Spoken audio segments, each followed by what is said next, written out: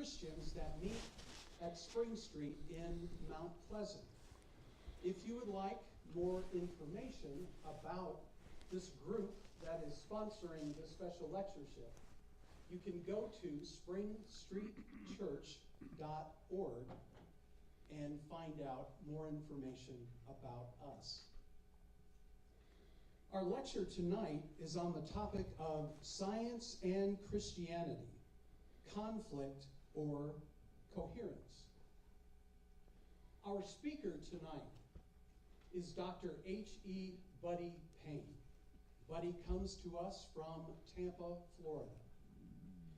Buddy is President Emeritus of Florida College in Tampa.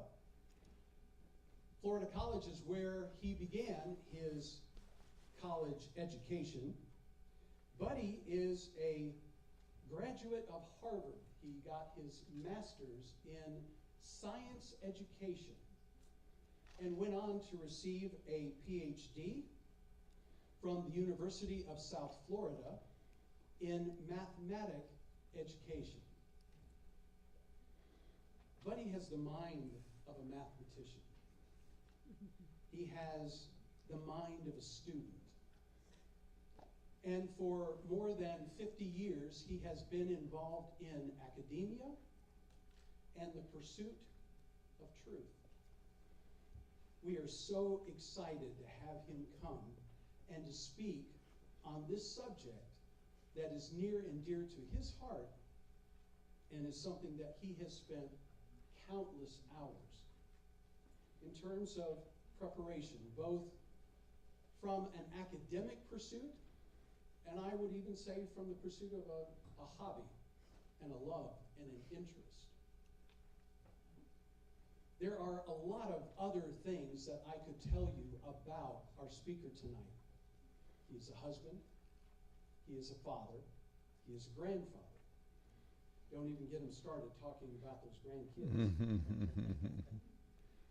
But in addition to all of those things and being an educator, Buddy is a believer that there is a God, an intelligence beyond our ability to, on our own, know or comprehend, who has revealed himself and who is knowable through science. Our pursuit tonight is not going to be primarily in the realm of biblical study. Our pursuit tonight is going to be primarily in the realm of science. Will there be aspects that touch into the realm of theology? Yes, absolutely. But our primary domain tonight and tomorrow is going to be in the world of science. And answering this question, is there a conflict between science and Christianity? Again, we're so glad that you're here tonight. You have received paper and pen, and those are for you to use. At the conclusion of the lecture tonight, we will have a question and answer period. What we will do is we will collect up any questions, and because you have them written out, we will address those questions to Dr. Payne and give him an opportunity to answer or reply. If you want to write out a question, here's what we're going to ask. If you would, write your first name and last initial, and then your question. And then, if the question is not clear, not understood, or if there's some other, we can call out by name, and you can speak up and clarify your question. And we think that will be a really good way to expedite the question and answer session. Also, the paper is available for you. We are making two things available to all who are present here tonight. If you would like a copy of the bibliography of all of the material that Dr. Payne will be presenting tonight and tomorrow, if you would give us your name, either mailing address and or email address, we will get that information to you. Also, we would like to offer to any and all who are here tonight a free book. The title of the book is The Big Picture of the Bible. If you would be interested in that book free of charge, again, if you would provide us your name, mailing address, we will get that book to you as our thanks for you being here tonight. And now, without any further ado, let's consider Science and Christianity, Conflict or Coherence. Would you please help me to welcome our speaker, Dr. Buddy Payne. Okay, need to turn this on, right? Thank you. Thank you.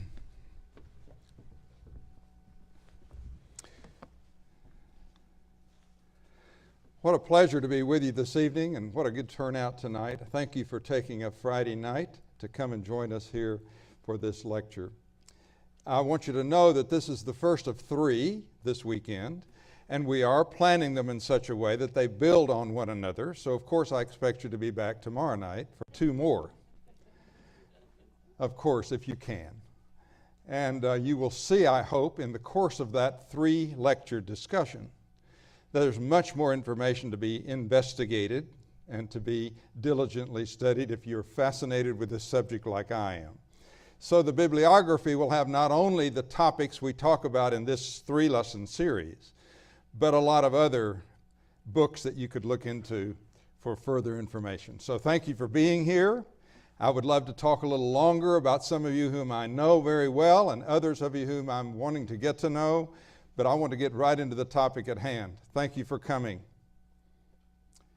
Can Christianity and science coincide? The topic, conflict or coherence, came from this book by Henry Schaeffer. Henry Schaeffer is a widely respected chemist of our day. He published this book first in 2003.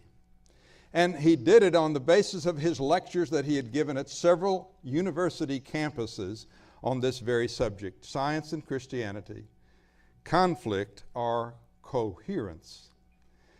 Henry Schaeffer is a believer in God, and in this book he lists hundreds of other scientists who are believers in God in our time and in past times. And he takes the very solid position that there is no conflict, there is coherence. And that is certainly not the message we're hearing in our age. And it's worthwhile to speak about it. So that's our theme for tonight. And this is a broad introductory lesson with some details, which I hope will pique your interest. So thank you for coming. Well, what I will say to you is, that is, if this will work, do you have it turned on? Lorenzo, do you have this turned on? Get my glasses on here. All right, let's see if we can make it go. There we go. Thank you. Lorenzo is here in case we need help. I've done this kind of a series, lots of places, and there is always a technical difficulty. So just bear with me if that happens. I want to start this way. The Bible, the book on which Christianity is founded, proclaims certain specific things that relate to this topic. So while I am doing this lecture on a college campus in a lecture hall, my preference is to restrict my comments to things that relate directly to the sciences. I start this evening with references to the Bible because my question is, can Christianity and science coincide? But my focus tonight and throughout this weekend will be upon the science, not upon the Bible. But I do want you to know that the Bible itself says the following things. Psalm 19, let me read it to you. The heavens declare the glory of God, and the firmament shows his handiwork. Day unto day utters speech. Night unto night reveals knowledge. There's no speech or language. Their voice is not heard. Their line has gone out through all the earth, and their words to the end of the world. So the psalmist of old, in the Old Testament of our Bibles, declares that the heavens declare the glory of God. which is testifying that you can look at the heavens and you can come to glorify the God who made them. That's from the Old Testament. In addition to that, we can turn to a passage in the New Testament in Romans chapter 1, which I would like to read to you next, that says something similar. For since the creation of the world, his invisible attributes are clearly seen, being understood by the things that are made, even his eternal power and Godhead, so that they are without excuse. That passage teaches that the eternal power and divine nature of God can be seen, even though you can't see God, by the things that are made. The argument then is, when you see things that are made, they declare there's a powerful maker behind them. That's the famous, and I believe the strongest argument from the natural world for the existence of God. And that is the argument from design. And what I wanted you to know at the beginning tonight is that the book upon which Christianity is based declares that nature can teach us that there is a God. And so for the rest of our time, we're going to turn from this book and we're going to turn to what I like to call God's other book, the book of the natural world. And so, are you ready, class, to do some science? I can't think of anything much more exciting. I'm sure most all of you had chemistry at one time or another, and it was your favorite subject. Mathematics coming in a close second. Those are my two subjects that I've taught for over 50 years, and I will tell you, if you didn't like them, it's because you didn't have me. So tonight, you're going to like it, and I hope all during this series. Many of the key scientists in the Age of Enlightenment, AD 1600 to 1800, the time of the Renaissance and the great revolution in man's thinking, many of those people in that age who helped form the foundations for science were strong believers in God and in Jesus Christ and in the Bible. Those are facts, ladies and gentlemen, and if you want to know more facts, read Dr. Schaeffer's book. It's full of them, as he quotes from them and declares how many scientists are believers in the God of heaven. Here's one of them. Johannes Kepler, famous astronomer and mathematician of the 1500s and early into the 1600s. Johannes Kepler, ladies and gentlemen, if we had that time to talk about him, was an amazing gentleman. He discovered a lot of fascinating things about the heavens that we did not know before, not the least of which was his laws of planetary motions, which are still accepted today in the 2300s. And Kepler learned all of those things from careful observation as the telescopes were just becoming available and as mathematics was unfolding. And don't get me started, mathematics, folks. You remember logarithms? Logarithms were the way you did complex calculations by a simpler method, but it took long, tedious hours to do it. And this gentleman was the kind of a person who would spend his time in detail after detail to unfold the mysteries of the universe. And I want to give you a couple of quotes from him. I was merely thinking God's thoughts after him. Since we astronomers are the priests of the highest God in regard to the book of nature, it benefits us to be thoughtful, not of the glory of our minds, but rather above all else of the glory of God, he said in his book, The Harmony of the Worlds. Don't you love that?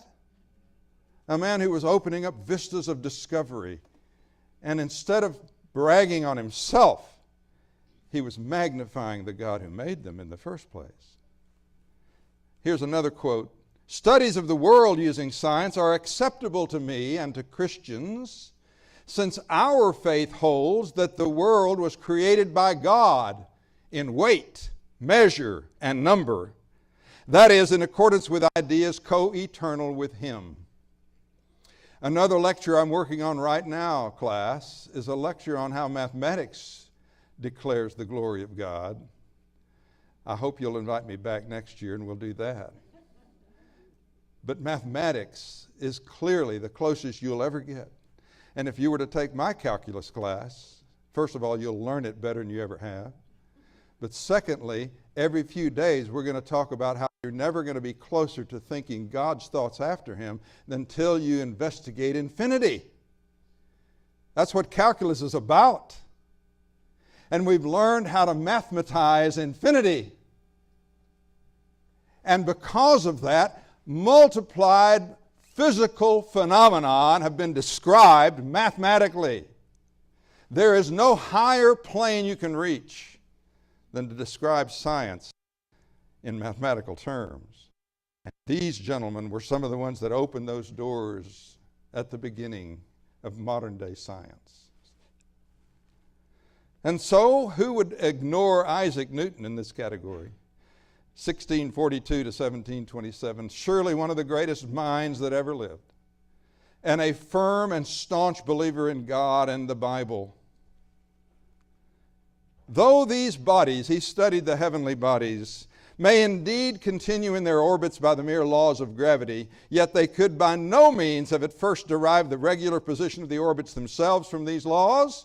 Thus the most beautiful system of the sun, planets, and comets could only proceed from the counsel and dominion of an intelligent and powerful being, said Newton in his Principia, one of the most famous productions he ever placed on pencil and pen and paper.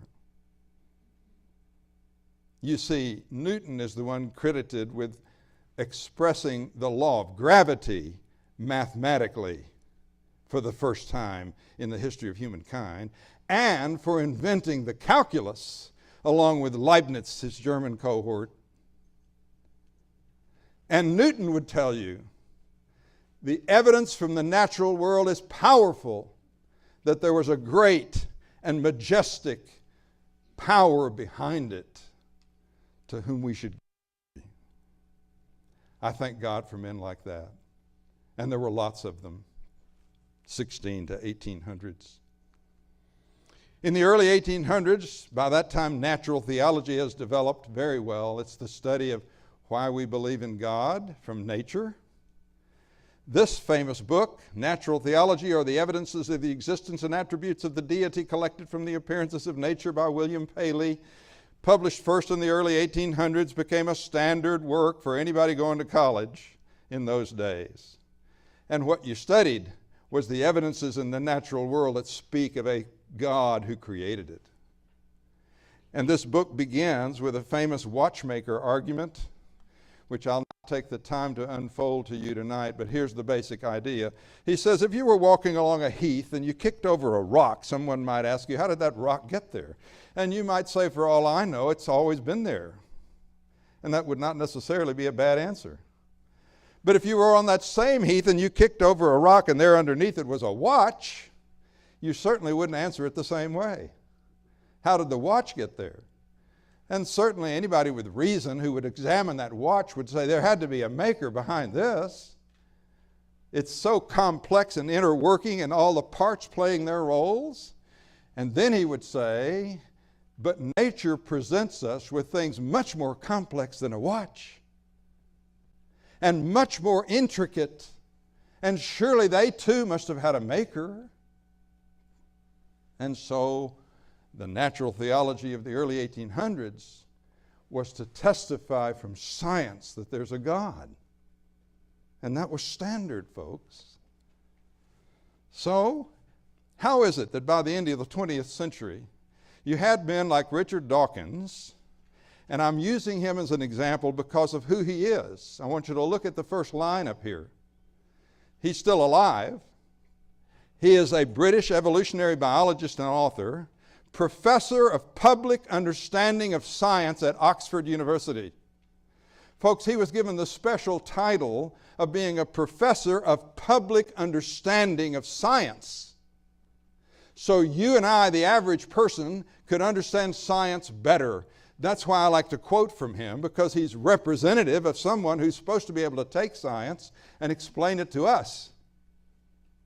And what we're hearing from Richard Dawkins is exemplary of a lot of other scientists in the 20th and 21st centuries. So he says, for example, in The Selfish Gene in 1976, faith is blind trust in the absence of evidence, even in the teeth of evidence, a process of non-thinking. Folks, what happened over time is faith and science came to be like this. It's like you can't have both. And my position, ladies and gentlemen, is that any position you take on origins, where things came from, the ultimate beginnings of everything, is going to be a position of faith. Because the Bible says faith is the substance of things hoped for, the evidence of things not seen. You're going to reach a point where you cannot observe it. So you're going to make some conclusions. You're going to draw them on the basis of the conclusions of the evidence, but you're going to take a step of faith no matter what position you take. Now, I've had lots of folks disagree with me over my lifetime on that, especially scientists. And Richard Dawkins would say, no, faith is no part of science. And I say, foolishness. You reach a point with any position on origins where you take a step of faith based on the evidence. And it is not in the absence of evidence. Neither is it for a Christian. A Christian looks at the evidence and tries to examine what's the most reasonable explanation. Not blind, I just believe it. Then he would say in The Blind Watchmaker in 1986, all appearances to the contrary, the only watchmaker in nature, and this is a takeoff on William Paley's book. In fact, he quotes it in this book, The Blind Watchmaker. And he quotes directly from Paley's book, and then he says this, all appearances to the contrary, the only watchmaker in nature is the blind forces of physics, albeit deployed in a very special way. A true watchmaker has foresight. He designs his cogs and springs and plans their interconnections with a future purpose in his mind's eye. Natural selection, the blind, unconscious, automatic process which Darwin discovered and which we now know is the explanation for the existence and apparent purposeful form of all life, has no purpose. It has no mind. It has no mind's eye. It does not plan for the future. It has no vision, no foresight, no sight at all. If it can be said to play the role of a watchmaker in nature, it is the blind watchmaker. And so, ladies and gentlemen, what this gentleman, for the public consumption of the understanding of science, tells you is that natural selection acting on natural variation produced everything that's here. It looks like it was designed, but it was not. There was no design except the blind forces of physics acted upon by natural selection. Now, my thesis in this weekend is to say to you, I want you to test that. You've got a good enough mind to test that. And I'm going to present you with evidence from the natural world, and then I'm going to ask you, which is more reasonable, the blind forces of physics acted on by natural selection, or a creator who designed it? Which is more reasonable?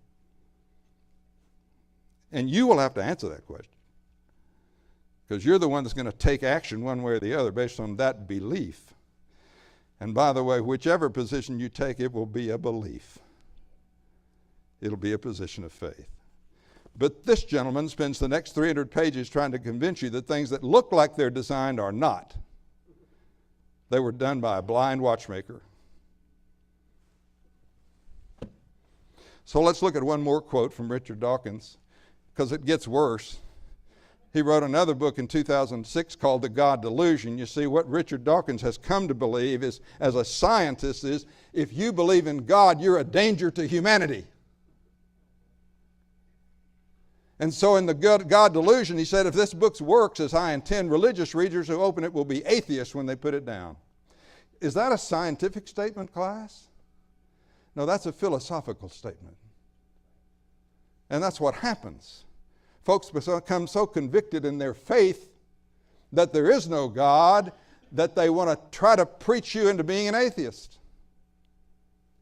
And then he says, God is a delusion, a psychotic delinquent invented by mad, deluded people. Well, that's not very nice. In fact, it's downright ugly. And I will tell you, I try not to be ugly as I deal with this subject. And if you find me to be offensive and ugly in some way, I wish you'd help correct me. I don't want to do that. I want to be respectful of all people, even if their ideas are pure foolishness. So these are some of the quotes you can read in the 20th and 21st century about science and the Bible, or science and belief in God. It's like they're at war with each other. That's not the way it was in the 1700s.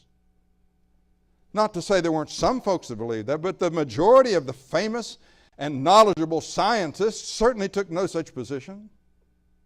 So how did we get there? How did we get to where Cosmos series by Carl Sagan in the 1980s would say in its opening statement, the cosmos is all that is, or was, or ever will be? How did we get to such a place?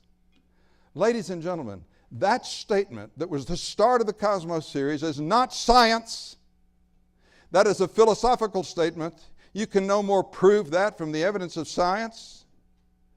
And yet he begins his science series, the most popular one ever in the history of television, with that statement, which undergirds everything else he says. In other words, there is nobody but the cosmos. Everything we see is explained through the cosmos and the natural world. That's not a science statement, class. It's a statement of Carl Sagan's philosophy. So how did things change so radically in 200 years? So what I'd have to do for the next few minutes is explain to you how such a transformation took place. And it'll be very brief, but I hope it will be an overview for you to show how this can happen in 200 years. So Pierre-Simon de Laplace, 1749 to 1827, following closely upon the heels of Isaac Newton. In fact, he thought of himself as maybe the second Isaac Newton, and he's a long way from it, folks. But he studied some of the same evidences as Newton studied and came up with this conclusion: nature with its matter, energy, and forces could produce and maintain our solar system. No need for the God hypothesis. Rather presumptuous, I would say. But he believed the solar system and all of nature can be explained by nature itself. And that came to be a rather popular view. In the 17 and 1800s, Charles Lyell wrote his book, Principles of Geology, an attempt to explain the former changes in the Earth's surface by reference to causes now in operation. And so what Lyell's conclusion was, the things you see in geology happened by natural causes over millions of years, no God needed. And then in 1859, and is publishing the first of The Origin of Species, by means of natural selection, preservation of favored races in the struggle for life. Did you know that was the subtitle to Charles Darwin's book? And by the way, it was used throughout the next 100 years numerous times by folks who believed their race was better than somebody else's, and felt at liberty, therefore, to kill off whole races of people, founded upon what they saw in The Origin of Species. But Darwin proposed in his book there's no need for a designer to account for the origin of species of life either. Natural selection acting on natural variation accounts for the appearance of design. It looks like it's designed, but it is not. Natural selection did it, acting on natural variation.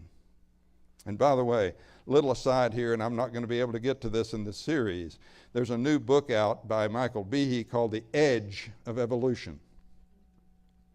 If you were to ask me the question, do you believe in evolution? I would say yes and no, like any good politician. What do you mean by that? If you it's overwhelming. But if you mean by that all living things that can be observed on earth came from some simple source which came from non-living things by natural causes, absolutely not. And Behe's book, The Edge of Evolution, is now trying to mathematically see what are the limits to limited evolution.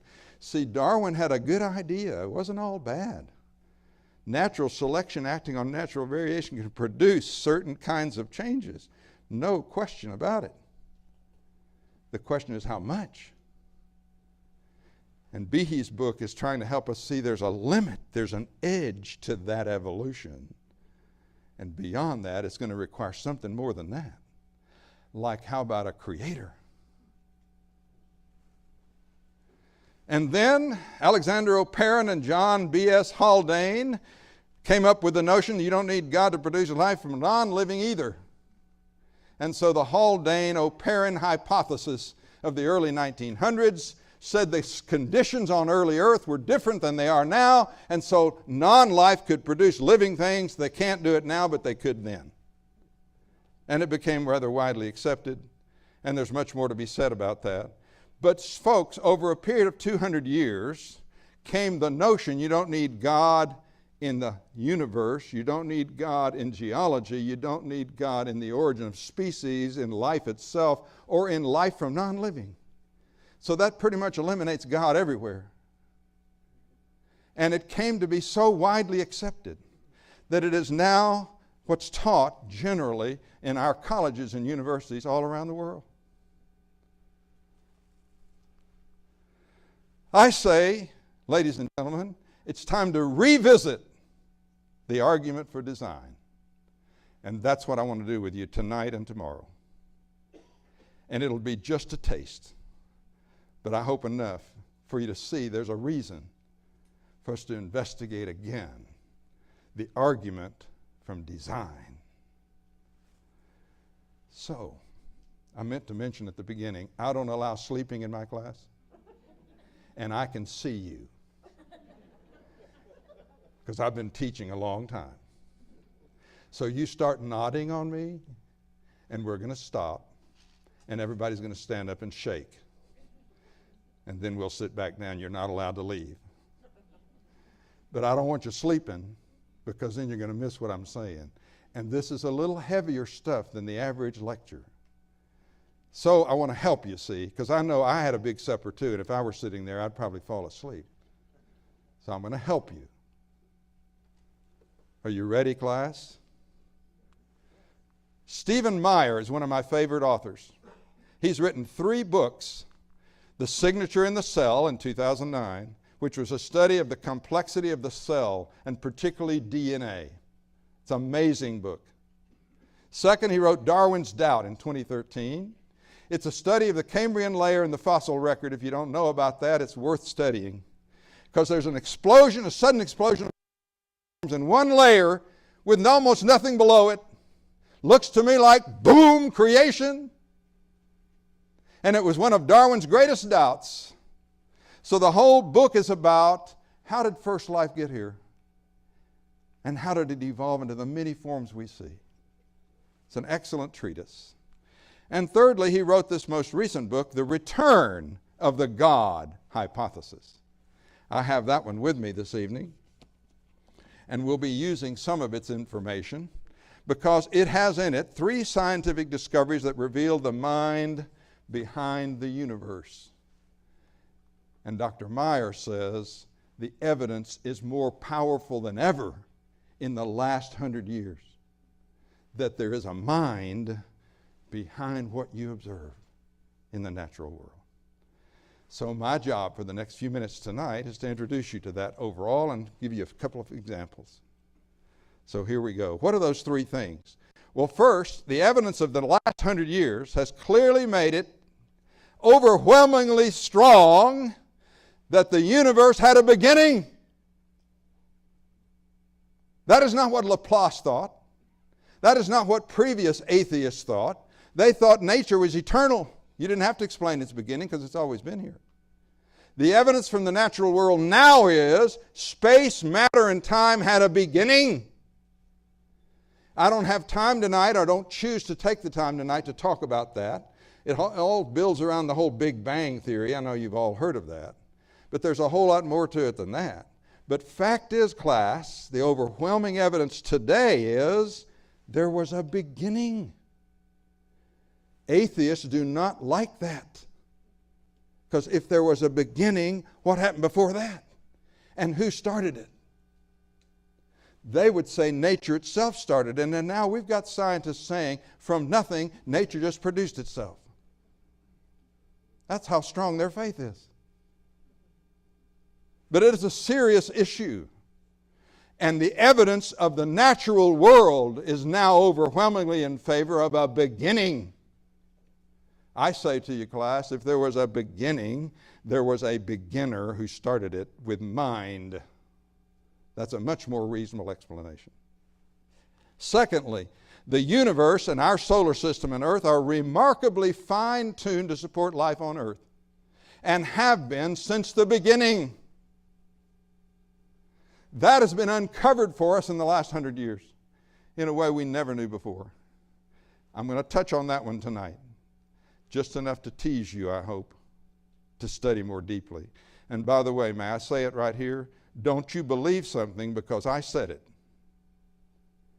You check what I'm saying for yourself. And I'll be glad to tell you where I got it. Because I'm a science educator. I have not done the science myself, but I believe I've been given the gift to explain complex things to folks who don't understand it. Thirdly, even the simplest forms of life at the biochemical level contain massive amounts of digital information being used to produce and maintain an untold number of molecular machines and complex processes.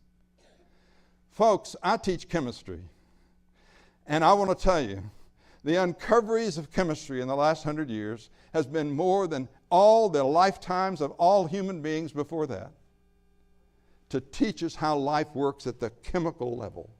It's incredible. And if I can get a little piece of that across to you, I will have had a success this weekend. But those three things, in Meyer's view, that have been unfolded and broadcast in the last 100 years, have brought us to a place that the God hypothesis needs to come back. And even among scientists. And I hope he's right. So let's talk about the Goldilocks enigma. I want to talk about the fine-tuning of the universe. And so a good way to do it is to talk about Goldilocks. You kids remember Goldilocks? Goldilocks went out into the forest. One of you kids want to help me? She visited the house of what? Say it, kids. The three bears. It doesn't have to be kids. You can say it too.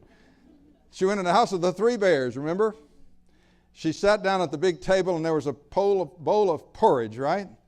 She tested the first bowl and it was, say it louder, too hot. So she went to the next plate, got another bowl of porridge there, tested it, and it was too cold. That was Mama's. And she went to Baby Bear's bowl of porridge and tested it, and it was just right. Exactly. And so she ate it all up. Well, you remember that happened over and over again for chairs and then for the bed. And so, but the story is, some things were just right. Well, what we've learned about nature is that life on earth is the way it is because there are a whole lot of things that are just right. They're finely tuned as if somebody planned this. That's the argument. And so Paul Davies, who's an evolutionist through and through, he believes that you don't need God, says one of the most significant facts, arguably the most significant fact in the universe, is that we are part of it. How'd we get here? Everyone agrees the universe looks as if it was designed for life. That's why he calls it the Goldilocks enigma. Enigma means a mystery. It's not a mystery to me. Somebody planned this. At least it sure looks like that, class.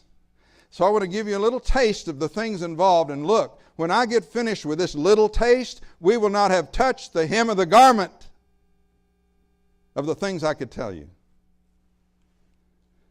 The anthropic principle. In the 1960s, scientists had discovered, and that's when I was in school, by the way, the 1960s, went to Harvard in 67, 68. I have lived through the things I'm talking to you about as a science educator, so I can speak from personal experience about a lot of it. At that time, we had discovered two characteristics of the cosmos that were fine-tuned to make physical life possible on Earth, and 8 to 10 characteristics of our solar system. So it was an unfolding idea in the 1960s. By the 2000s, scientists had discovered 38 characteristics of the cosmos and over 150 of the solar system. And by the way, by 2023, there have been a bunch more. Hundreds of different things that are all fine-tuned. Now, if this were a court case class and you were on my jury, I'd say to you, I believe in coincidences, but only so many. I mean, how far can you go when you say, well, that sure looks like it was fine-tuned. Well, that was a wonderful coincidence. How far can you go with that before you say, I give up, somebody planned this? And that's what we're talking about here. So, I'd like to refer you now to another fascinating little book. It's called God's Crime Scene by J. Warner Wallace. J. Warner Wallace was a police detective raised by a father who was an atheist, and he himself was an atheist. He became a believer from examining the evidence of the natural world, and he wrote this book to try to convict his own daddy. So far as I know, he has not, but the book is extremely well written from the perspective of a detective. So I want to read you from chapter 2, because I love this book. And if there's any book you want to buy as a beginner in this area, buy this one, because it's fun, and it's good, and it's interesting. Helen knew something was wrong when her daughter Carrie failed to answer the door. You see, every chapter is built around a case that he helped solve. He was a cold case detective. That means a guy that can solve cases that have been sitting around a long time. Carrie failed to answer the door, and it was a bright summer afternoon, and Carrie said she'd be home, and her car indeed was parked in the driveway. Helen tried to peek in through the living room window, but the curtains were drawn, unusually. Carrie never locked the back door, but when Helen walked to the backyard of the old house, she found the door locked and all the windows closed. This was not like Carrie. She usually left at least one badly worn rear window open. Not this time. Helen began to panic. She knew Todd and Carrie had a tumultuous marriage, one that included physical violence. Todd had moved out, but Helen still feared for her daughter's safety. You see, the couple had a child named Lexi. But the violence had only intensified since her birth. A week ago, Todd had threatened to kill Carrie. And just last night, Carrie confided there had been yet another fight. Helen decided to call the police. And she did. And the investigation began. And a lot of things began to unfold. But what this man says as a detective is what you start looking for. By the way, never in this case was anybody a witness to this murder. Nobody saw it, and the people who were murdered were dead. And there weren't any other people around. So there was no witness. You're going on the circumstantial evidence that surrounded it. So he said, what we start doing is we look at the evidence that is foundational, that is regional, and that is locational. We work our way from the outside in. And the big question you have to answer is, could those two dead bodies have gotten there simply by examining things inside that house? Could we have two dead bodies just by what we can explain in the house? Or will it require some interference from outside the house? That's how they go about it. So he talks about the evidence they started collecting. They looked at the back door, they came in the front door, and they finally got into it, got it unlocked, and they started smelling stuff. It smelled like gas. So they had to send the hazmat team. And when they finally got that cleared out and they got up to the second floor, they found Carrie and Lexi dead in their beds. But there are all kinds of things they discovered. There was clothes stuffed under the doors. And by the way, they had found out that her husband had been to the gas company and turned the gas on just a couple of days before. It hadn't been on for a long time. And they found a gas jet turned open. Folks, things started adding up that were suspicious. They filed a case against him. And without my giving you all the details, the end of that story is Todd was convicted of first-degree murder of his wife and daughter based on the summation of all that evidence. Nobody saw that murder, but the evidence was overwhelming. So then he goes on a little later in this chapter and he says, we were compelled to examine the evidence of tampering because of one important fact. There were 2 dead bodies in the crime scene. In a similar way, when we look at the nature of our universe, the existence of a bunch of living bodies needs to be explained. How'd they get here? Did it all happen by nature itself and inside the house? Or did somebody tamper with this from outside? Like our murder scene, there are foundational, regional, and locational conditions demanding explanation. The foundational laws of physics, the regional properties of our solar system, and the local conditions of our planet resulted in our existence. But did this have to be the case? If circumstances had been just slightly different in Carrie's house, no one would have died that night. The conditions had to be just so for the outcome to be death. In a similar way, if circumstances had been just slightly different in our universe, in hundreds of ways, there would be no living people.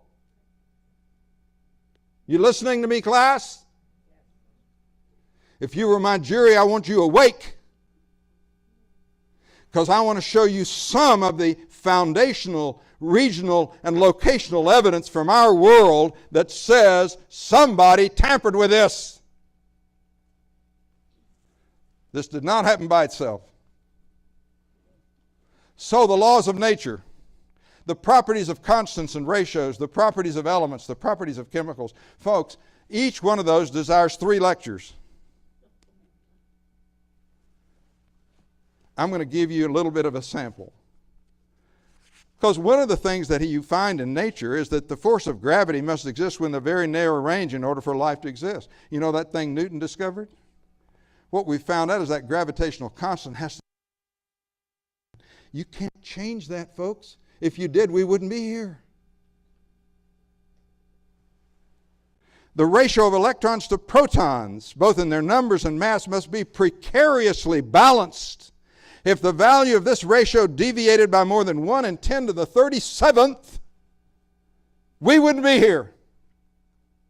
Well, what about 1 in 10 to the 37th?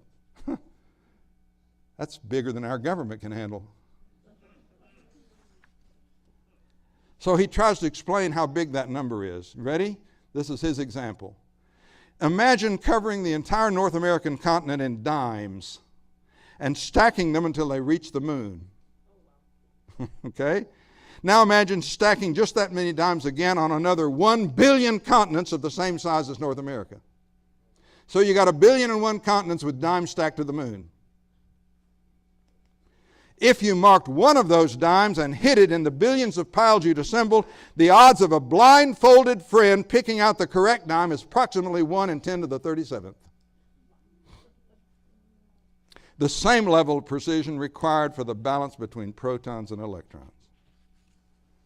And folks, what I'm telling you is not anything the argument from the defense would disagree with. In this trial, the facts I'm telling you are agreed upon by everybody. The question is, how did it get here? How did we get such a fine balance? Look, every one of those properties are just that finely balanced or worse. So if you can imagine in your mind, here's this great big machine that's a life-producing machine that's got dials on it by the hundreds, 250 dials, let's say. Every one of those dials, if you moved it less than 1/1090th part of a 1/1,000,000th of an inch, you wouldn't be here. Every one of them.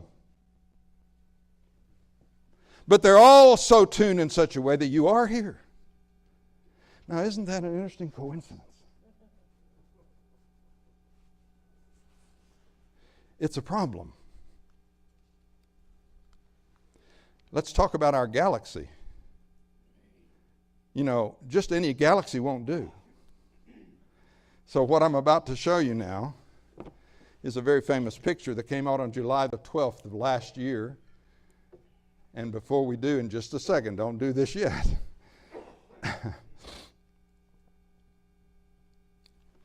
You see your thumbnail? Everybody put your thumb up. Turn it sideways and look at the thickness of your thumbnail. All right? Imagine putting a grain of thumbnail. All right? And you're going to hold it up now against the sky, and the amount of the sky that you could see that's blocked because of that sand.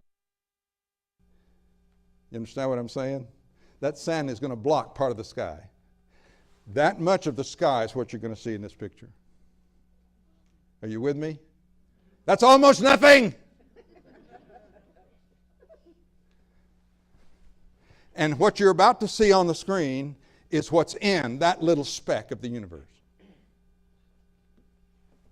Okay? I want all the lights off because I want you to be out in the desert, not in this area where you can't see anything because of all the light. So let's get everything off. I'm going to turn this one off too. All right, you ready?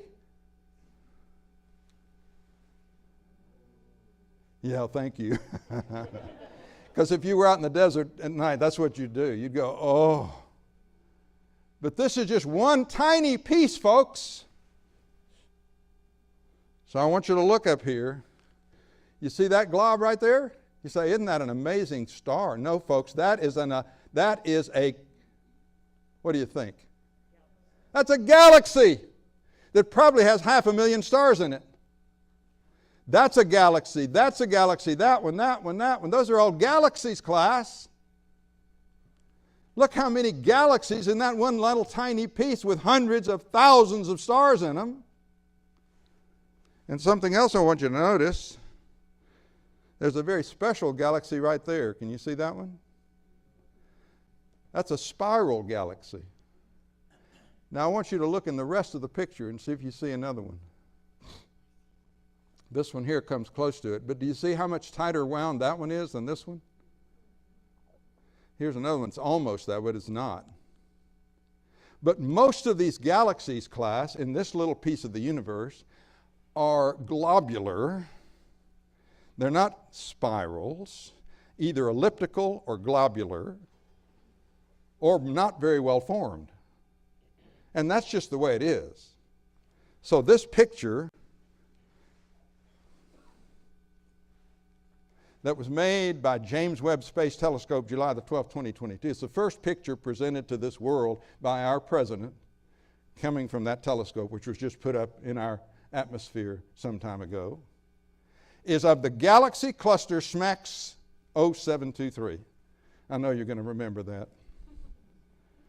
But the point of it is, look at the immensity of this. Our universe is incredible. Now let's get the lights back on so I can see what I'm doing up here.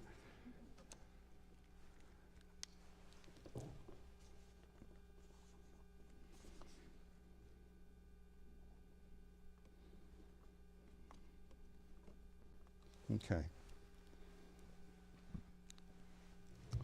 I pointed out that spiral galaxy to you because, folks, most of the galaxies in our universe we know very well are not spiral. Only about, that 10% number has been reduced to 5. Only about 5% of the galaxies in the universe are spiral galaxies. And you say, why do I care about that? Because it's a spiral galaxy where we live. Did you know that? What's the name of it, class? We call it the Milky Way galaxy.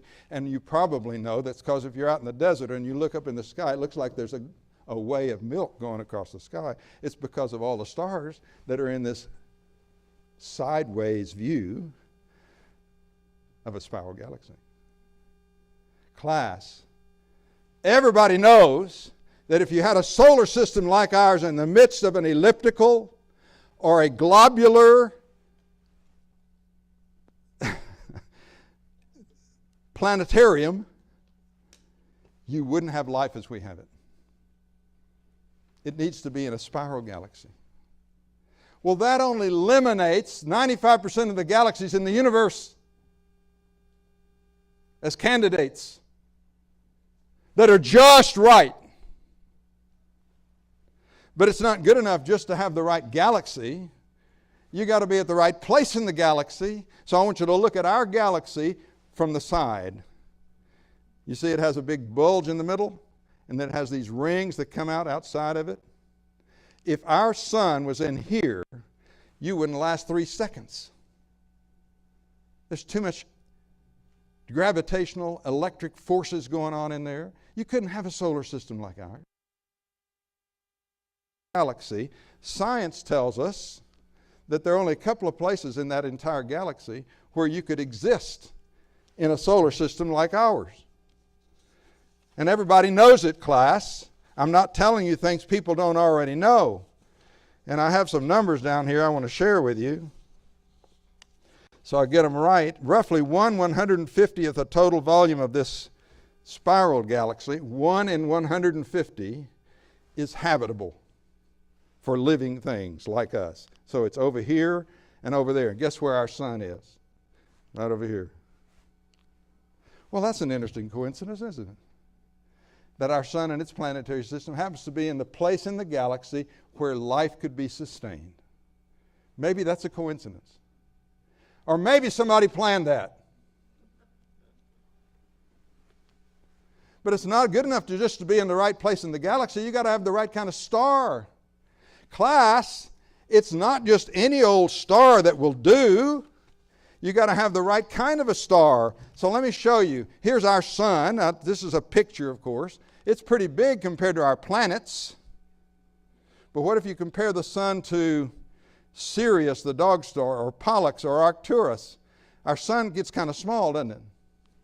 And if you keep going, here's Betelgeuse and Antares. And where's the sun? Can you find it up here? It's right in there. It's 1 pixel.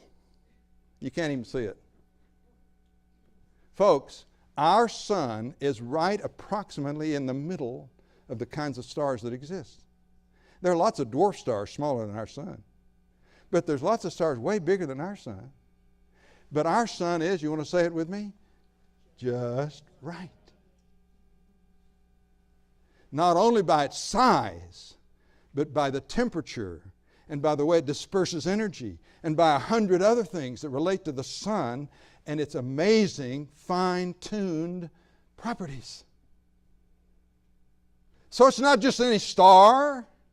Most of the stars in the universe are eliminated as a place that could support a planetary system with life on it.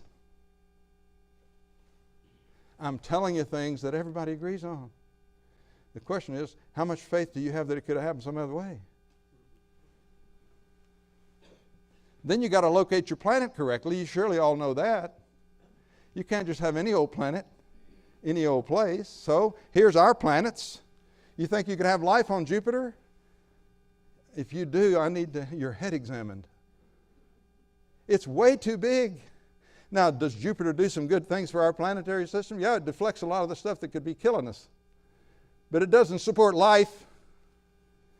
Neither does Saturn or Uranus or Neptune. Earth, what's that one? What do you think?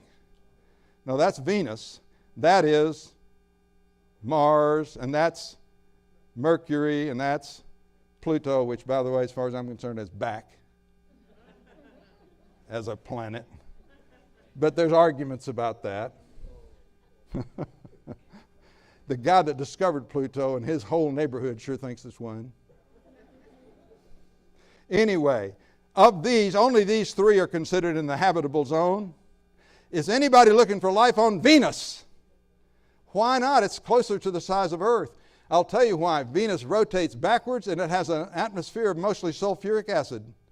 Not too healthy for living things. Plus, it's a stupid planet in a lot of other ways. Pardon me. I just shouldn't have said that. So where are we looking for life? On Mars. And what are we looking for, class? Signs of water. That's another whole subject, because water itself presents another 15 or 20 specific properties that I think came about by plan, not coincidence. But these three plans, this one's out, and you just keep trying. There's lots of luck. You're looking for some properties of possible showing there might have been some water sometime. Our earth is covered with 70% water.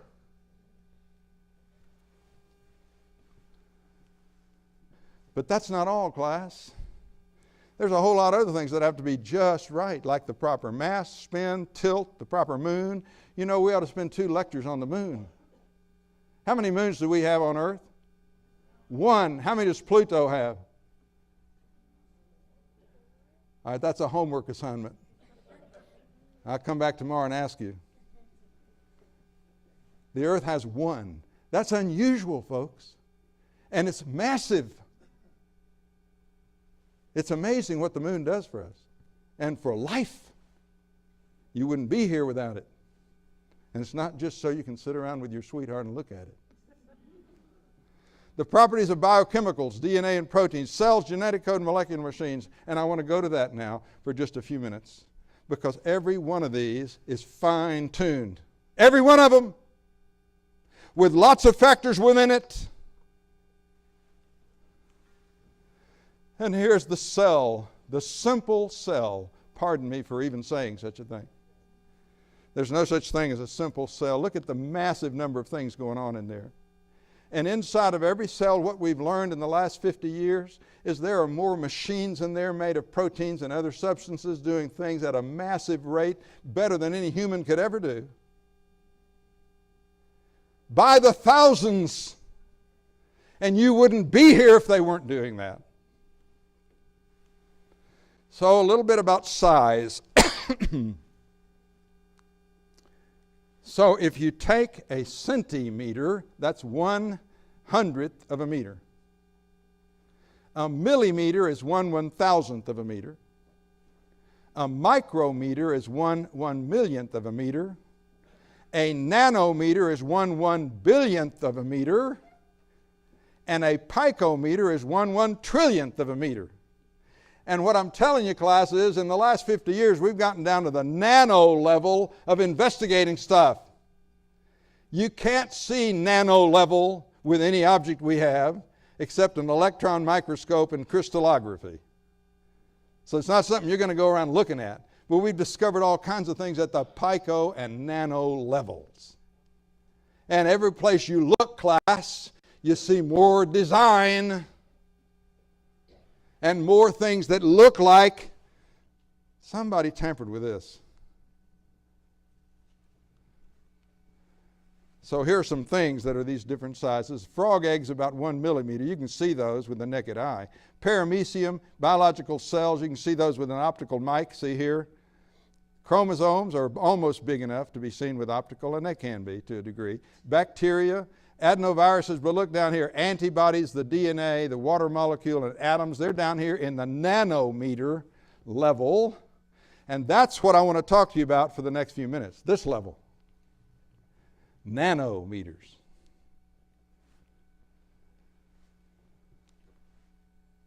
Molecular machines. I'm looking at you, and I want you to read that while I'm looking at you. I don't think I see anybody asleep yet. But you are fading out on me. And this is a lot of material. I don't want you to miss my points over the next 10 minutes. So I'm going to ask you to stand up, shake yourself, no fair leaving. And I'll shake too.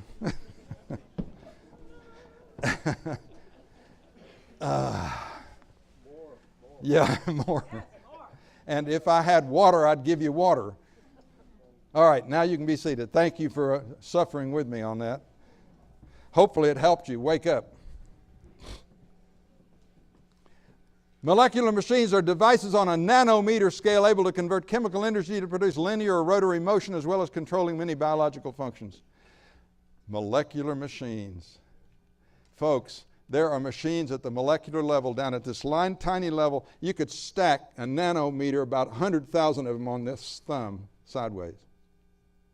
I'm not talking about the nail. That's what we're talking about here. So here are 3 molecular machines I'd like to introduce to you briefly. I want to introduce you to myosin. It's for the contraction of muscles. It's a protein inside your muscles that helps your muscles work. Without it, you got problem muscle.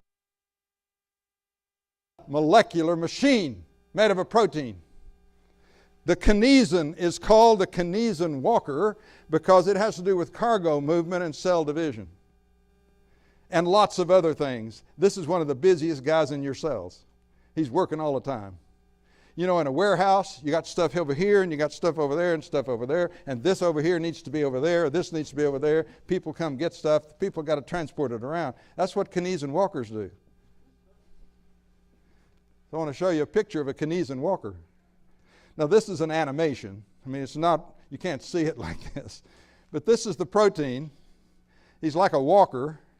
And look at what he can carry. I mean, this thing that he's carrying weighs about 100 or to 1,000 times more than he does.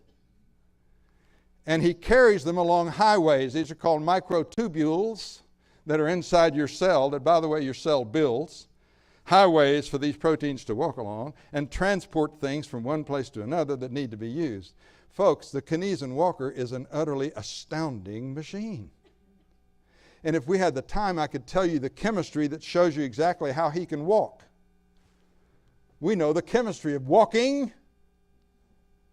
And it's a very finely balanced chemistry in this little creature that exists in every cell of every living thing. Kinesin walkers deserve applause. I mean, they're hard workers. And Drew Berry needs to be praised because, you see, at that level of things, you can't see things on an optical microscope or anything normal that you'd look at. So what he's done is made animations to make it come to life. Kind of like Disney, only better. Because this is science. So I praise Drew Berry, and I'm going to show you some of his things over the next 3 lectures, tonight and tomorrow. And here's one. This is a Drew Berry production. And what I want to show you here, class, is I want to show you how a cell divides using machines. And when I get finished, I want to offer my apology ahead of time to every protein and every cell for the inadequate, insufficient job I will do. Because when I finish, I will not have touched the hem of the garment on what's really going on. But I'll give you a taste. So are you ready? Let's watch a mitotic cell division.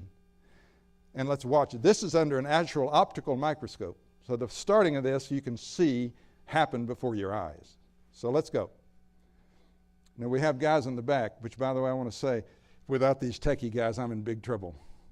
So please hug them when you go out. All right, you watch, here we go. We're dividing it up. You see the cell here. This is the nucleus with the DNA and the chromosomes, and you see that we've made copies now. That's a copy and that's a copy. And then it starts dividing, spreads out to the 2 poles, ultimately splits the 2 cells, or the 1 cell at stop. It now becomes 2 cells.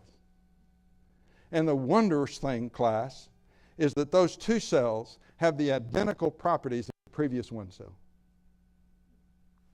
All the DNA is exactly this DNA. And if I had time, I'd love to tell you about how DNA is copied. That's an incredible story.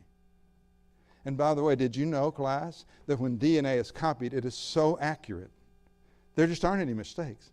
But if once in a while a mutation gets in there or something goes wrong and something happens, you've got a system built into your cells that automatically corrects it on the fly. So that most of the mutations or corrections that need to be made are made before it ever cause any trouble. Kind of looks like a plan to me, I'm sorry. All right, so now you have two cells where you had one and they're identical. And by the way, you know how many times this happens in your body every single day? How about 90 billion? You have trillions of cells in your body. Lots of them are dying and multiplying and replacing all the time. That's why you get tired sitting there listening to me. Your body's a busy place. All right, so now we're going to blank out and go back to the beginning, and we're going to look at it a different way.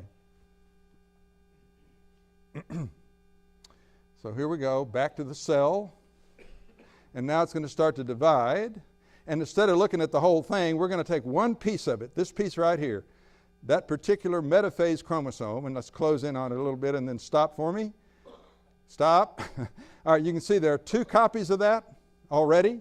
And you can see these strands coming out. Those are microtubules I mentioned to you a while ago, coming out of both sides. And look, do you remember that that's just one little piece of this whole thing that's dividing? So we're looking at one little piece, and we're going to show you the kind of activity necessary, class, for that division to take place, which happens 90 billion times in your day. Like a machine. It's beyond belief. Let's watch it. Go. So we're closing in now on a very important part of this whole process, this reddish area, which is not reddish, but this is Drew Barry's animation. The kinetochore, it's called. Kinetic means activity, and core means like core, the central piece of it. So here we are. Stop right there. So we have a giant molecular machine that controls chromosome movement. And the kinetochore is the key. There are over 200 proteins in that little glob right there. And they're first building these microtubules so that they can be used for both walking and for separating these two things, and then these go in this direction. So, of course, they pull it apart, right? And you say, well, that's easy. It just happened. No, it doesn't just happen. There's all kinds of stuff going on. So let's go now. Let's close in on the kinetochore. And we're going to let you see a few things, very few, of all the things going on as we close in. So here we go. We're going to focus in on the kinetochore and see we've gotten up close now with all this reddish stuff.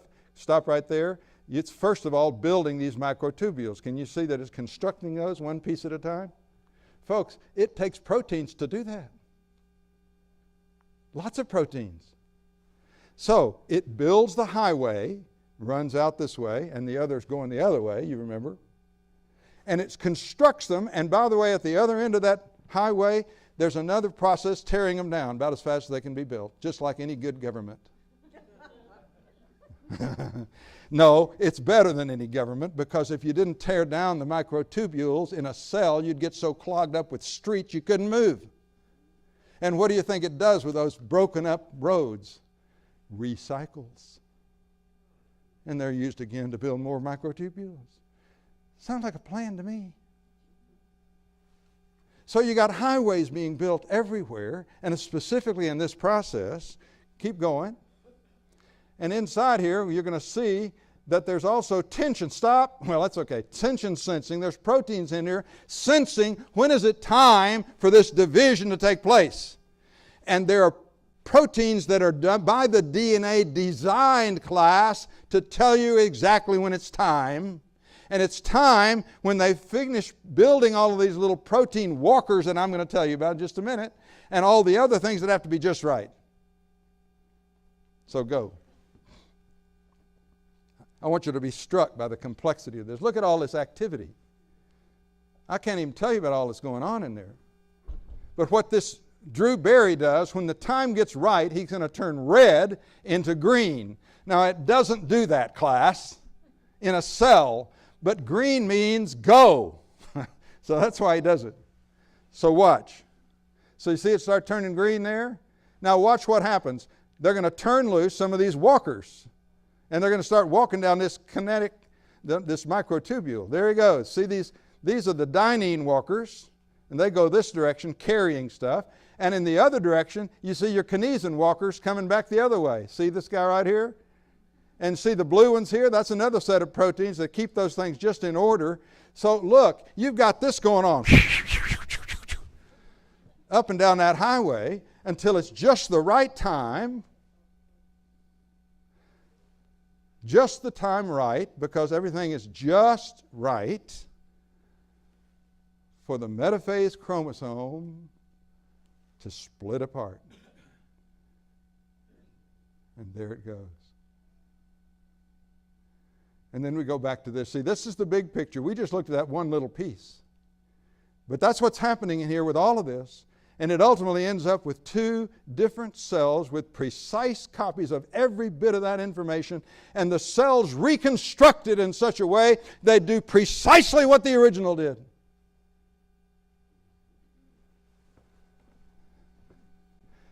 I'm tired talking about it, much less doing it.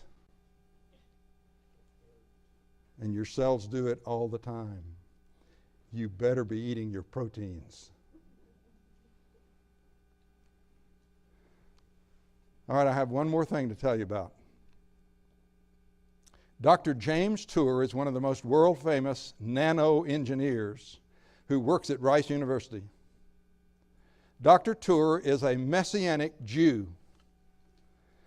He's a man of Jewish descent who's come to believe in Jesus as Messiah. And he openly says so to anybody that wants to ask him. If you go to his website, you can read from him that if you want to become a Christian, you need to study the resurrection, and you will be convicted that Jesus is the Christ. That'll come from James Tour. I want to talk to you about James Tour, the nano-engineer. He's an incredible human being, world-renowned for some of his amazing discoveries. So, I'll tell you about a couple. He and his team at Rice decided to test graphene, which is a layer 1 carbon thick. Get a layer of carbon, 1 carbon atom thick. It's very challenging, but it's been done. It's called graphene. And they've learned to use that to do amazing things in medicine. One of the things they've done is they took a rat and they severed his spinal cord at the neck. Well, that's not good for a rat or anybody. They started inserting graphene in that cut, little by little. And over time, that graphene helped restore the neurons and the connections in that rat's neck, to the point that over time it became about 80% proficient in its normal activities after they sliced its neck and cut his neck open. Incredible. Using nano-engineering. He decided after he's got lots of different things going on with patents with his teams. But he decided, among other things, why don't we try to make a car at the nano level? And so he and his team started working on making a nano car at the size so small you can't see it. And so, I have lots more to say about him, but let's go on. Here's a nano car. You got to have all kinds of things for a car. You got to have fuel, which they can either use light or chemicals for that, energy. You got to have wheels. Well, it has wheels. You got to have a suspension system, axle and bearings. You got to have sensors and actuators. This thing has it all at the nano level. And here's a picture of one of the early ones. See the wheels and the axles. And this is the driver right here. This whirls around with the activity of either light or chemical energy. And this thing rolls. Amazing. There's a lot more amazing than what I've told you. So they decided, around the world, several folks are doing this, if we've all got nano cars, let's have a race. Of course, what do you do with cars? You race them. So there's one of his. See this little rotator here? That thing rotates and makes this thing move across a gold foil. So they set up to have a race. The first nano car race, April 28th and 29th, 2017, Toulouse, France. And entered in the race were Austria, U.S. Whoops, sorry, I went too fast and went ahead of myself. Austria-US, the University of Graz and Rice. This is Dr. Tour's team.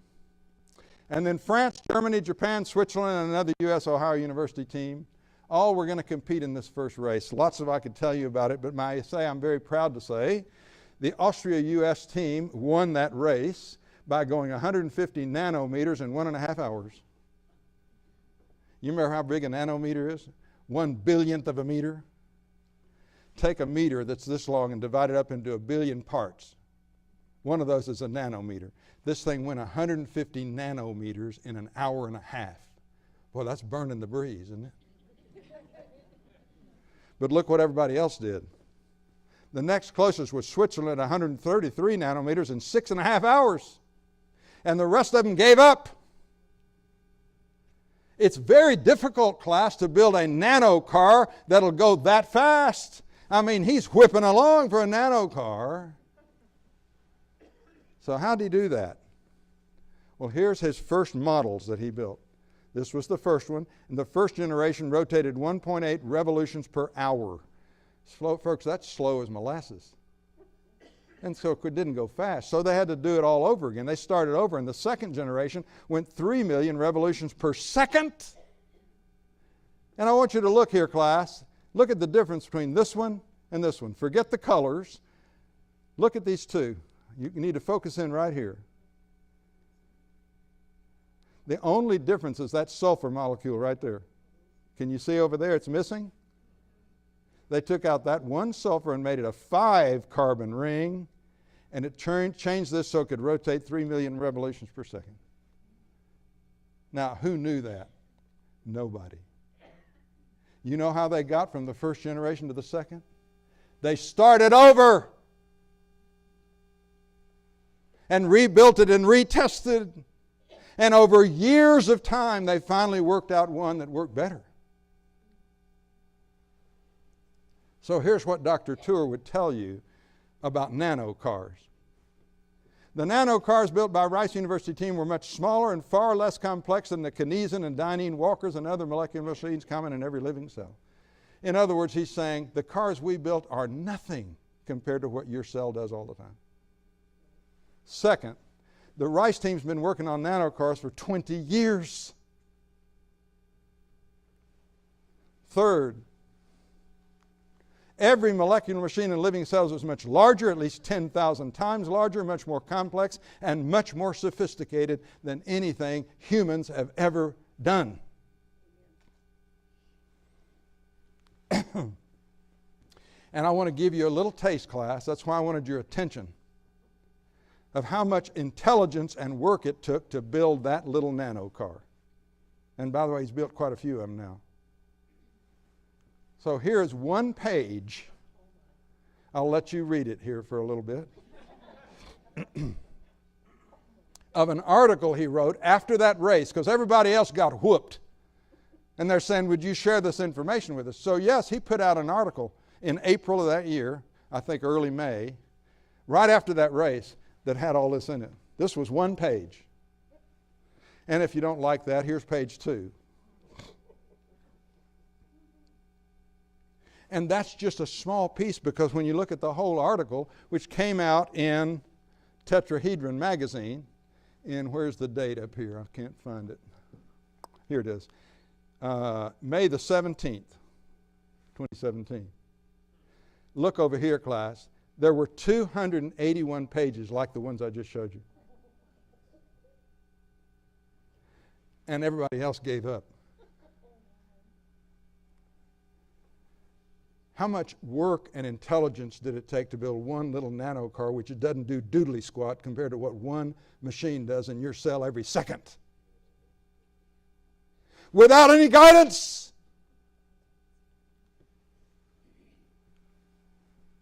What he did was build a little thing that rolls around on gold foil. But in his defense, his real goal, class, is to make those little cars do important stuff. So I'll tell you one thing he's done. He's made some of those cars into little, almost like tanks, with points on them, and to jam into a cell that's cancerous and inject it. at the nano level and kill cells. And by the way, it's been pretty successful against cancer. How do you like that for a nano car application? He's doing it all the time. This guy's incredible. And he is a believer in God. Don't tell me believers in God interfere with science. It's the exact opposite. We know that nano cars were designed by intelligent human engineers. Would anybody disagree with that? No. Living cells with all of their thousands of nano machines, which are far more intricate, complex, interdependent, and full of digital information, were surely designed by God. They didn't just come about by the blind forces of physics. If you believe that, class, I got a bridge I want to sell you down in the Everglades. Come see me. It's no wonder to me that Anthony Flew, professor of philosophy, atheist, author, and debater, wrote a book recently called There Is No, a God. And the subtitle is How the World's Most Notorious Atheist Changed His Mind in 2007. For 80 years, this man debated people like me and belittled us for believing in God. At 80 years old, he changed his mind. I'm thankful for such honesty because he's been crucified by scientists for giving creationists too much fodder. But he stands firm. Here's what he said. It has become inordinately difficult even to begin to think about constructing a naturalistic theory of the evolution of that first reproducing organism. The enormous complexity by which the results were achieved looks to me like the work of an intelligence. It now seems to me that the findings of more than 50 years of DNA research have provided materials for a new and enormously powerful argument to design. Which is why, ladies and gentlemen, I said at the beginning of this lesson, I want to re-examine the argument from design. It deserves it. So can Christianity and science coincide? The Bible teaches that things which were made cause us to see God, Romans 1:20. Science shows us that everywhere we look, from the macroscopic to the microscopic, things look like they're made. We see evidence for grand design everywhere and for a grand designer, says Michael Behe and a whole lot of others. So, is it reasonable to believe in God in this scientific age? I say Christianity and science agree it's more reasonable than it has ever been, class. And they do not need to be in conflict. And I thank you for your good and careful attention. I'd give you an A, class, for attention to some pretty heavy stuff. And I hope you can come back. So I'll turn it over to our moderator. Thank you, Dr. Payne. Thank you. If you have a question written out, or take a moment right now to please write out your question, and the gentleman that handed out the cards will collect those up. And if you want to stand and stretch, we'll take just a moment or two as we are collecting those cards, and then we will start our question and answer session. Also, remember, if you would like the bibliography material, or if you are interested in the book, The Big Picture of the Bible, if you would, you may, on the table at the back, grab another card, give us your name and your contact information, tell us what you would like, or both, and we will provide those to you in the days ahead.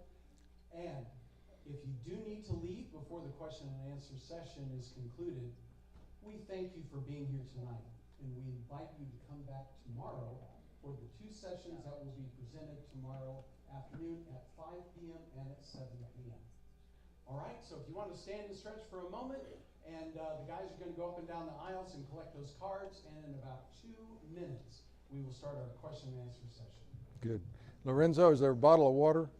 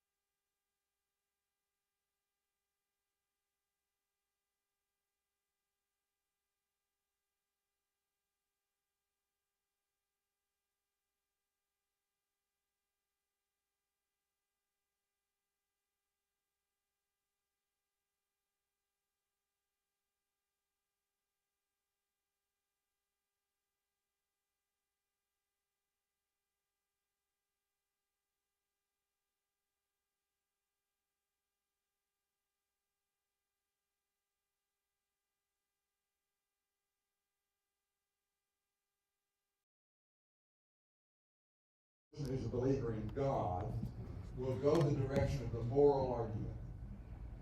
In other words, if there is a God, how can there be so much evil? In other words, why would a good God who can do anything, omnipotent, omniscient, omnipresent, why would he allow all this awful stuff to take place?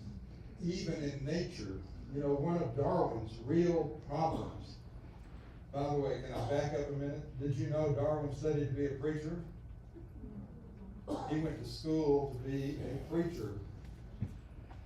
And then he was invited, because he always loved nature, he was invited to be the naturalist on the HMS Beagle, which took a trip around the world, which was quite something to do back in the 1800s. I think the trip took him 3 years. I've forgotten exactly how long. It was a long journey all the way around the world. And he made observations everywhere, detailed, careful observations. One thing you got to give Darwin was he was an extremely careful observer and detailed explainer of what he observed. And over time, he became challenged in his thinking about God. And one of the things that challenged him was he saw a lot of teeth and claws. Bad stuff happening in nature. You could name something, couldn't you? What about a lion attacking a poor little antelope and ripping it into shreds? But look, class, if you go to the molecular level, there's death and destruction going on all the time at the molecular level. There's bacteria in your body right now killing cells, and your cells are killing them by the thousands.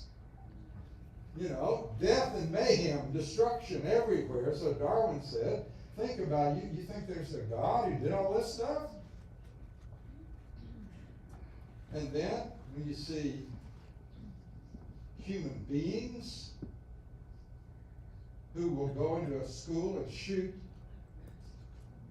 innocent elementary school kids, don't even know them. The argument is, what kind of God is that?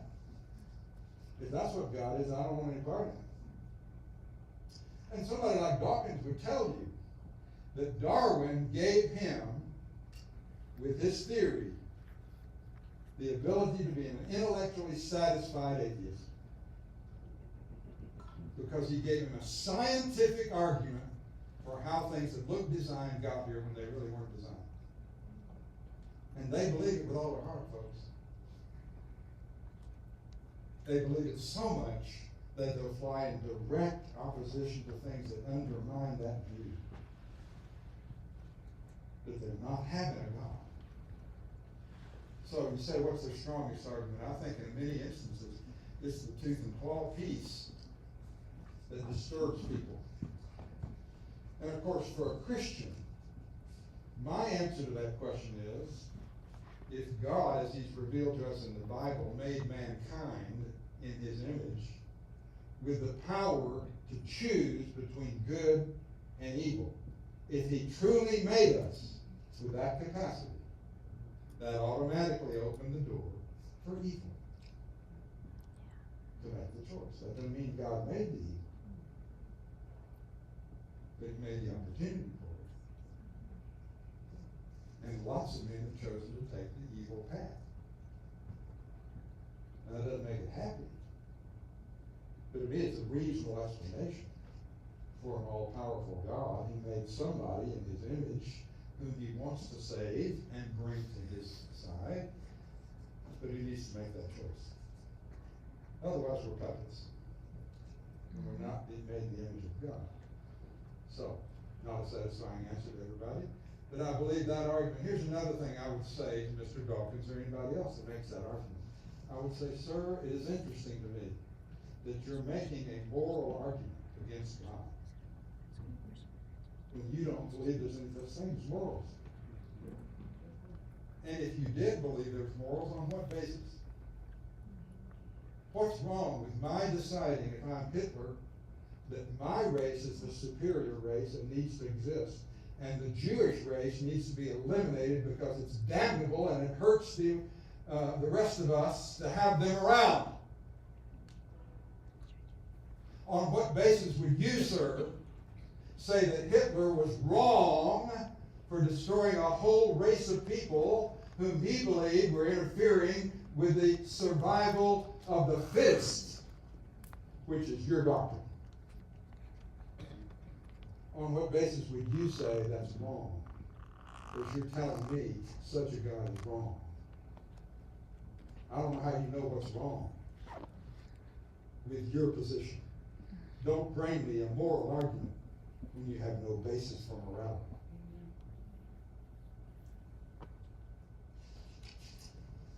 Okay?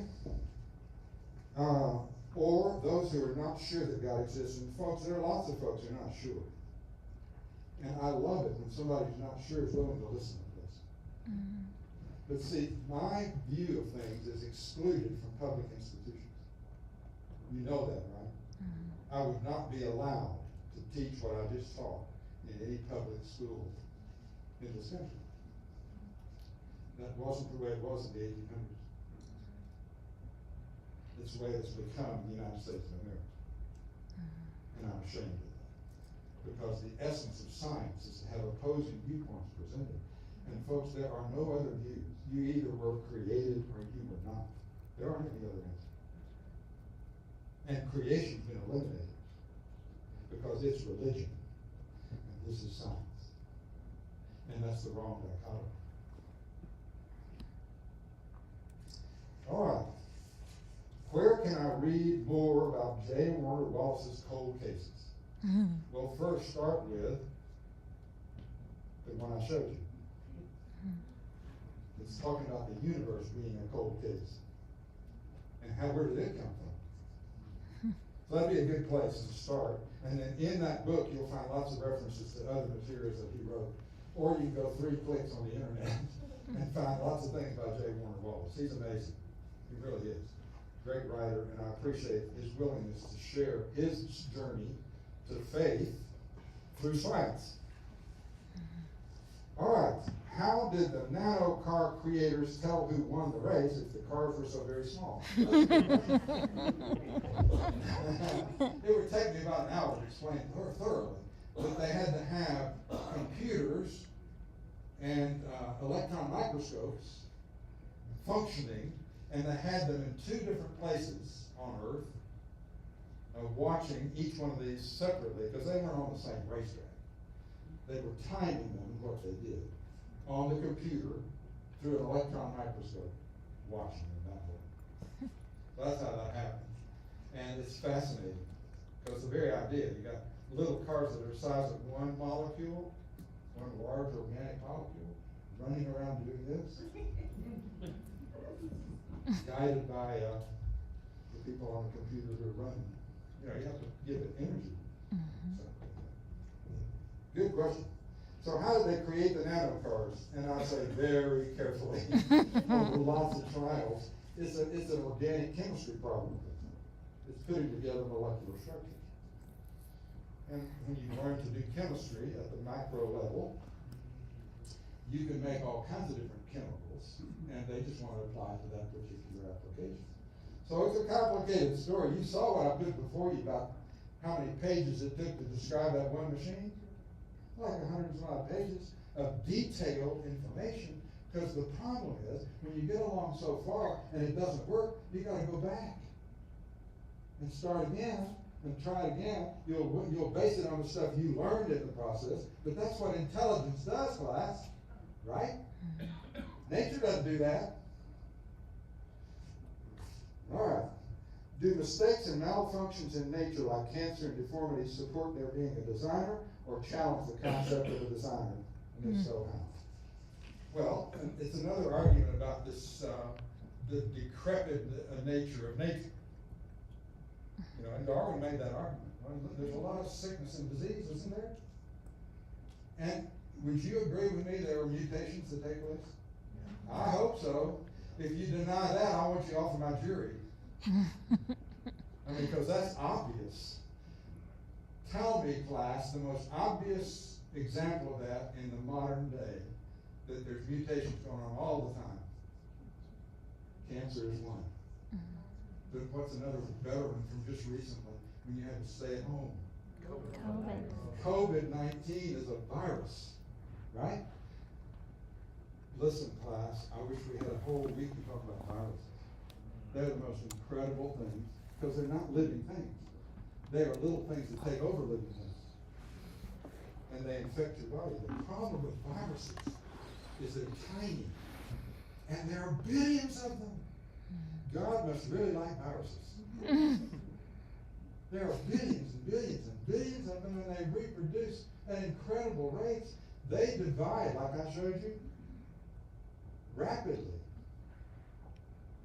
Well, they don't have the mechanisms built into them even to guard the copying of themselves like we do, because they're not that complicated. They come in and take over you and make your system do what they want. Yeah, that's right. So, let's see, where was I going with this? Oh yeah, viruses mutate worse than anything else because they don't have the safeguards built in. Plus they multiply much more rapidly by the billions. And so in the course of their mutations, one of those guys is going to work better at something than the ones before if there's enough of them and they can survive long enough to keep going. Right? So, you have heard in the last 3 years, that the original COVID-19 virus has mutated. Have you not heard that? There was what was the next one called? The Omicron variant. And then there's a PD6938 or something. I don't remember the numbers. But just in the last 3 years, we've had several variants of that one virus that has now done other things than the original did. Yep. Right? Yep. So it is the case that there are mutations going on all the time. To you. And you have the blessed privilege that in your body, most of them are fixed without you ever knowing that they happen. But they're going on. So yes, there's a lot of destruction. And people do use that as an argument against God. I answer that this way as a Christian. And again, I don't know this from science, but I know it from Revelation, that sin brought awful stuff into the world. And awful stuff started deteriorating everything. Now, that's a simplistic answer. It's not a science answer. And I don't say that in science classroom. But that's the best answer, in my view, from the Christian standpoint, that negative things that happen are the result of bad choices which were allowed by the God who created us. All right, let's see here. With so much science supporting the Bible, why are there so many scientists who oppose it? Good question. Well, part of it is what I described to you. The folks who had great impact over the 100 years from 1800 to 1900, in the middle of the 1900s, had great impact. And by the way, it was at a time, folks, when folks who claimed to be following the Bible were doing horrible things. I'm sorry, but they were.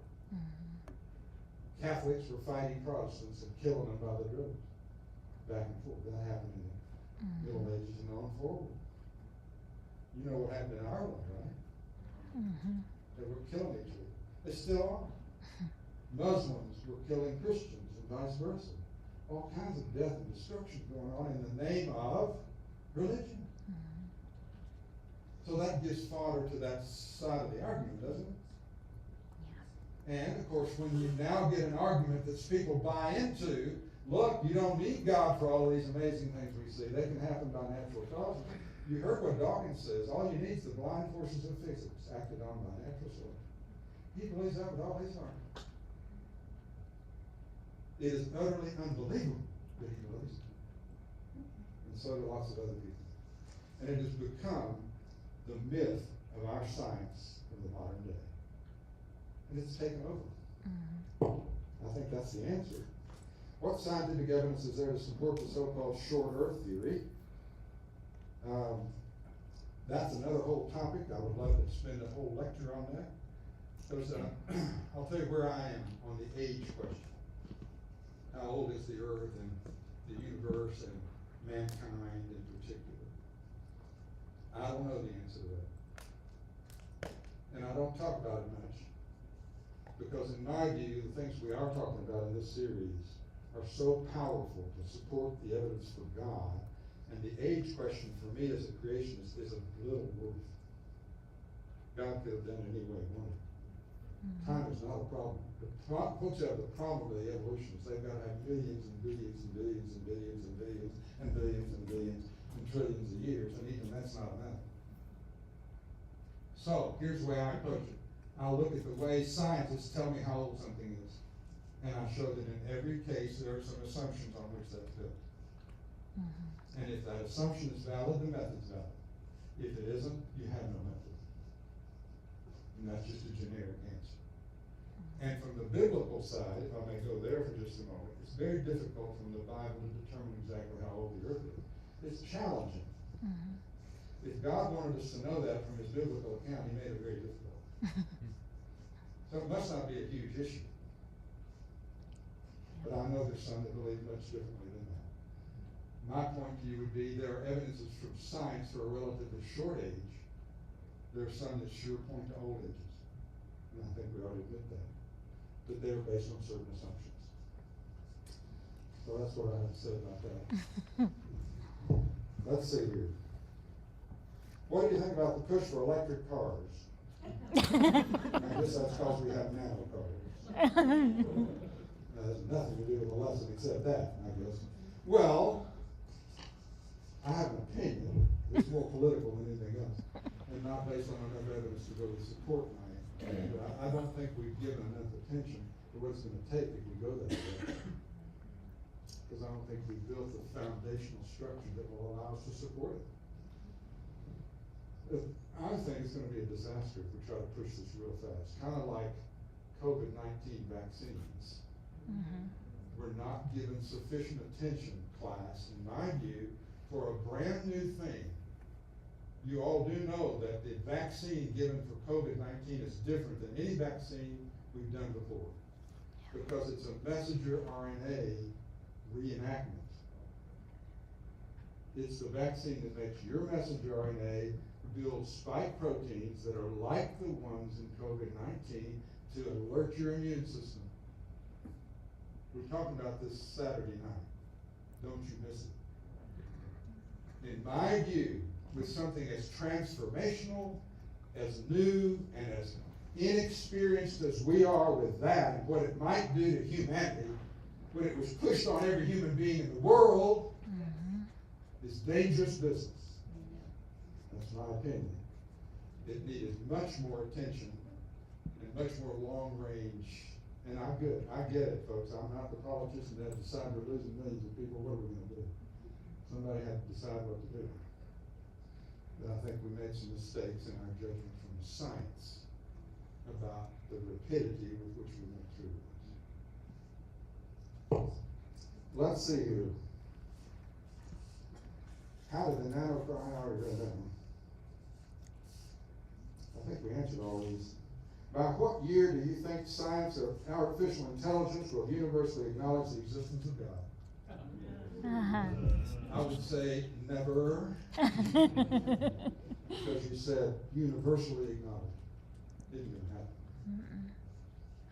Because we know there's an enemy that's always alive and well until the end of time. So no, I don't think it'll ever be universally acknowledged. But I do think if folks will listen, we can get more folks to believe it's more reasonable to believe there's a creator behind what you and I talked about tonight than the blind forces of physics acted upon by natural selection. Has to be more reasonable. And we'll talk more about that. So that's it for tonight. Oh. Thank you. You got one more? Or maybe two more on the same. Okay. All right, let's see here. If cells, their nanomechanic parts, etc., are all the same, why do we have different IQs, athletic abilities, and other differences? That's a good question. So the answer to that question is they're not all the same. They do similar things. But everybody's got certain things about you that make you unique, different than anybody else, which is another amazing thing. It's remarkable. So while our cells do something similar, your DNA is not the same as mine. So the instructions in your cells are slightly different than mine, even though the basic functions are the same. So that's the answer to that. But that's a good question. You're a thinker, aren't you? That's good. Okay, well, thank you, everybody. You've been a really enjoyable audience, and I hope we'll see you again tomorrow. Thank you, Dr. Harris.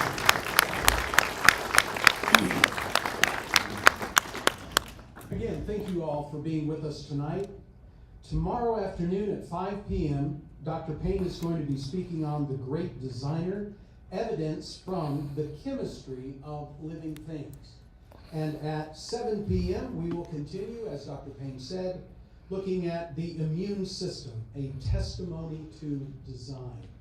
Both of the sessions tomorrow will follow the same format as this evening. Dr. Payne will speak, and afterwards we will have a brief Q&A session. Look forward to seeing everyone tomorrow. Thank you for being with us tonight. Again, if you would like more information, springstreetchurch.org. On the table at the back, if you would leave us your contact information, we will get those resources to you. The bibliography for all of the lectures and that free book, The Big Picture of the Bible. And now, I think it would be very appropriate if we closed out our time together tonight by going to the God that we have been talking about in prayer. Would you pray with me, please? God in heaven above, we thank you for this incredible opportunity tonight. We thank you for the speaker of the hour, for the intellect and the reason that you have given to him and that you've given to all of us to be able to use the mind that we have to consider